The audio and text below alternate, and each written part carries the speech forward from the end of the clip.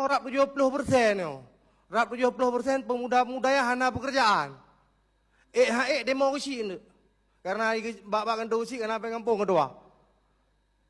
Nah, ditanya orangnya selaku induk daripada desa-desa yang di Provinsi Aceh. Orangnya sama-sama atas mikir. Lagi tanya orangnya di Aceh syariat Islam. Nyo tak pegah lagi syariat Islam pimpinan. PH cek sih ke bak dinas syariat Islam kan. Padum gaji imum. Maah cakap pegah dong ku imumnya pimpinan kan. Nyo orang yang cebok orang mati, orang meninggal. Yang cebok mak ayah dan nyo mati habis umum. Dan tanya menansi singa. Han cocok pimpinan gaji hana seberapa kadang-kadang diamprah 6 bulan tiga.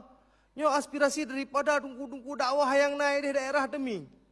Daerah Aceh Dami yang disampaikan Pak Long Marosa pimpinan. Nyo coba tak pegat Pak Sekda siga kan. Lagi pergub menan Pak Sekda. Bersesuai lagi kahana letak bersesuai dengan UMR.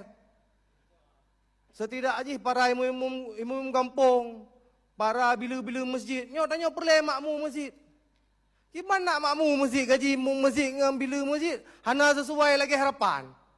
Tak perasaan yang menyai gaji lagi bila masjid dengan nunggu imam. Mesti roh hana sotim jut lagi ke DPR yang pimpinan.